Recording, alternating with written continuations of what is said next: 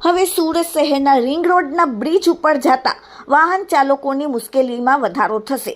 ફાલસાવાડી ring road bridge પર 50 મીટરના અંતરમાં 3 બમ્પર બનાવી દેતા લોકો હેરાન પરેશાન।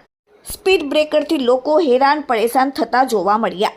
આ સ્પીડ બ્રેકર રાહત આપવાને બદલે વાહન ચાલકો માટે બની રહી છે અકસ્માતનું કારણ। સ્પીડ બ્રેકરના કારણે ટેમ્પોના જમ્પની સ્પ્રિંગ તૂટતી હોવાની ફરિયાદો। સ્પીડ બ્રેકરના કારણે એક ટેમ્પોના જમ્પની સ્પ્રિંગ તૂટી ગઈ।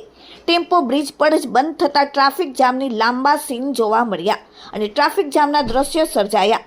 વાહન ચાલકોએ પણ કહ્યું કે બ્રિજ પર સ્પીડ બ્રેકર ન હોવા જોઈએ। સતત આવા એક લાઇનમાં 3 સ્પીડ બ્રેકર હોવાથી સ્પ્રિંગ તૂટે છે અને વાહનો બ્રિજ ઉપર ઊભા થઈ જાય છે અને પરિણામે ટ્રાફિક જામની સમસ્યાઓ સર્જાય છે। Bureau report, daily India TV, Surat.